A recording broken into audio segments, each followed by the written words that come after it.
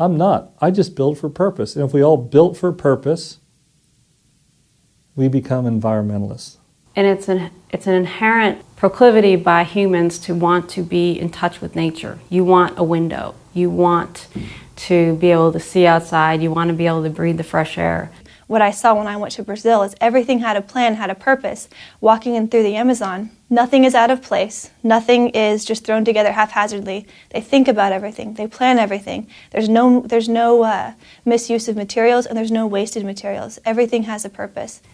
Architects and engineers and builders are responsible for the use and misuse of significant amounts of resources, almost more than any other industry. If you consider all that we use to build, ship, design, process, all the components that go into our projects, we are responsible for a lot. The architects and the designers and developers are still trying to put their signature on each building.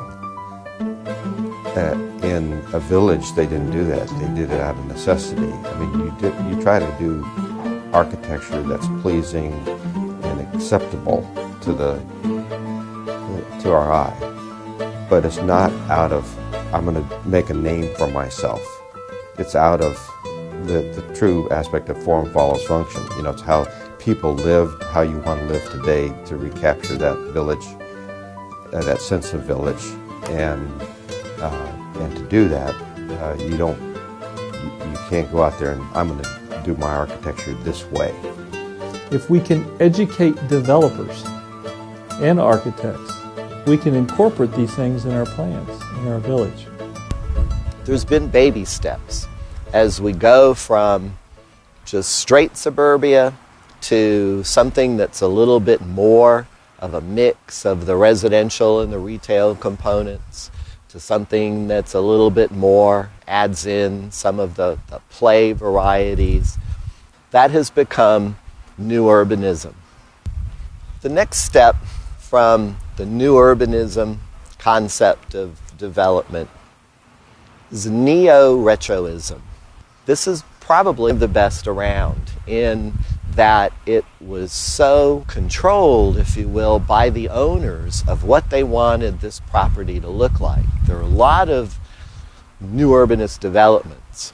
A lot of them are done on that previous explanation or example I used about come in, scrape it clean. This one, because of the environment that was so important to the owners, made it better than a lot of the other examples that have been developed over the last 10, 15, 20 years. You know, this is just another one of the stepping stones to get from where we were, classic suburbia, to where many people want to go, back to the concept of a true village. A village really is the need of a people group, typically a walking distance to come and go away in a day. But remember, a village, every village is different. When I first heard of the term NeoRetroism, it brought me back to my studies in biology, where we were studying about the growth and the formation and the development of the human body, starting from the very cell, how 2 cells will start joining together, then 3 cells. It's very much like the village concept in my perspective. When a human body is developing, you always start with something very small, a single cell, which could be an individual, a single house being built in a community. And then that grows to several more houses being built, and several more houses being built, and apartment complexes going up, condos. The way that you have an entire community living together, that is like the formation of an organ. When all the cells come together, it becomes complete and it can function. But without everything else, without the retail stores, without the banks, without the restaurants, it's not a full community yet. It's just a group of people living. So it hasn't reached its full potential.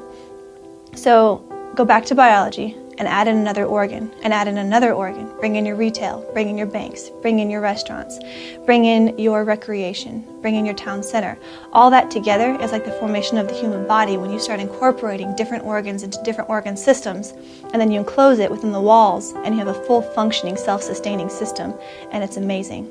Everything can function by itself, and each one has a very specific purpose. The retail stores, the recreation, the housing. Everything has a specific function, but when you put it together, it's a complete, fully functioning, self-sustaining system that thrives without outside influence.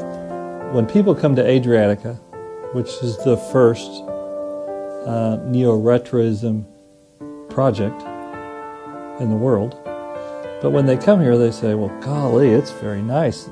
Look at, it's too expensive to build. It's back to that environmental question. Use natural products. Use stone from the area, stone that's a driving distance within a couple hours. That's what Adriatica is. But use natural materials. When we first started this project, we had to learn about materials because we knew that we had to be at market rent, market prices from the project right across the street. And what we learned is that we can build this project for the same cost of a brick structure right across the street. So we can charge market rent for any building that we build inside of Adriatica. I promise you, your eye knows the difference between real and fake. We have perfected fake, and fake costs more than real. The big part of the formula in making a village work is coupled with thorough design, is being able to make the construction and the process affordable.